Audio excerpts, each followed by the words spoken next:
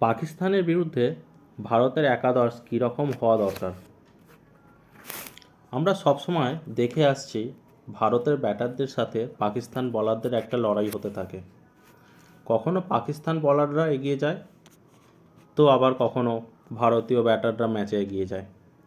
তো সেক্ষেত্রে ভারতীয় ব্যাটিংয়ের দিকে বেশি জোর দিতে হবে, ব্যাটিং গভীরতা বাড়াতে হবে।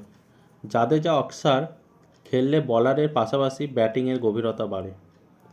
এখানে যেমন ভারত আমার মনে হয় তিনটি স্পিনার ব্যবহার করবে, তাদের মধ্যে জাদেজা, অক্সার আর কুলদীপ থাকবে।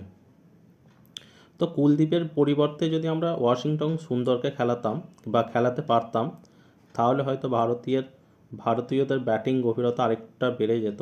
কিন্তু এখানে আমার মনে হয় সুন্দরের থেকে কুলদীপই ভালো পারফরমেন্স করবে, কারণ কুলদীপ পাকিস্তানের বিরুদ্ধে সবসময়ই ভালো খেলে থাকে, আমরা এর আগেও দেখেছি। কিন্তু অন্যদিকে আমার একটা দ্বিমত রয়েছে রাহুলকে নিয়ে। রাহুলের পারফরমেন্স পাকিস্তানের বিরুদ্ধে সবসময় খারাপ দেখতে পাই। তো সেক্ষেত্রে রাহুলের পরিবর্তে যদি আমরা পান্থকে খেলাতে পারি, তো আমার মনে হয় টিম ব্যালেন্স আরও বেটার হবে।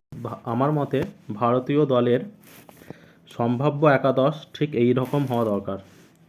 প্রথমত রোহিত শর্মা, তারপর শুভমন গিল, দেন বিরাট কোহলি, দেন শ্রেয়াস আয়ার, দেন ঋষভ পান্থ, দেন হার্দিক পান্ডিয়া, দেন রবীন্দ্র জাদেজা, দেন অক্ষর প্যাটেল, দেন কুলদীপ যাদব, দেন মোহাম্মদ শামি, দেন হর্ষিত রানা।